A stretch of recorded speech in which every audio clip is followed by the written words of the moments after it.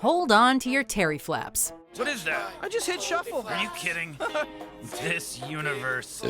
Excuse me. Welcome to Watch Rick and Morty, the weekly show where we take a look at some of the Easter eggs, important moments, and theories from the newest episode of Rick and Morty.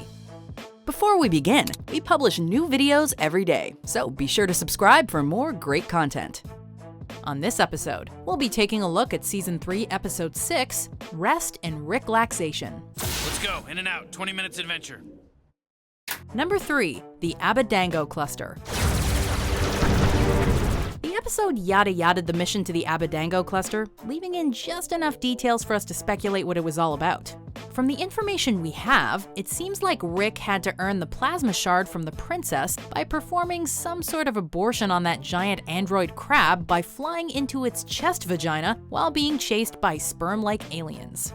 The giant blue ships attacking the beast from the outside look like they're clearing a path for Rick and Morty's smaller ship to fly in and destroy it from the inside using what looks like isotope 322, which they managed to do while barely escaping with their lives. Pull up, Morty! Pull up! Pull up! Judging by all the pregnancy imagery, it seems like the android crab was about to reproduce, and Rick was tasked with preventing that from happening. Their reward? A New Hope-style medal ceremony and the plasma shard Rick was after in the first place. Though, judging by his reaction, it obviously wasn't worth the trauma. This was insane! That was pure luck! I was not in control of that situation at all!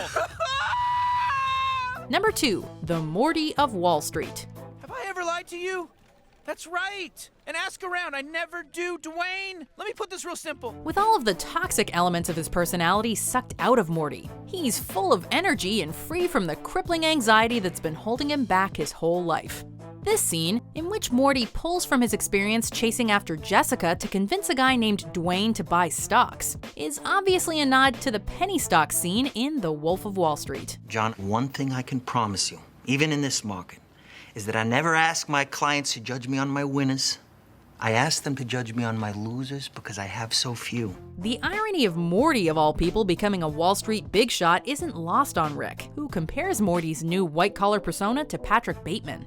Though it seemed to be working out for him, Morty all but voluntarily reunited with his own toxicity, bringing him back to square one. Oh, jeez. This moment, and this episode in general, is all about living with your own flaws and accepting them as part of who you are. Though we probably would have just taken the money. $1.5 million at 33. You little f***ing monster. Before we get to our top moment, here are some of the best lines from this week's episode. I discovered the toxic equivalent of electricity, Morty. What do you think about that? I think my voice is annoying. It is, and it's your best quality. So true. Ma'am, I'm afraid I have some bad news for you. Your money's no good here. I'll get the next round, sir. Aren't you a child? Only in the ways that matter. As we praise our loving Father, God is alive. We made him up for money. Number 1, horsing around. You see the bad man in front of you? You're a good little boy. You're gonna get him. You're gonna get him. If there's one takeaway from Season 3 so far, it's that neither Beth nor Jerry are handling the separation particularly well.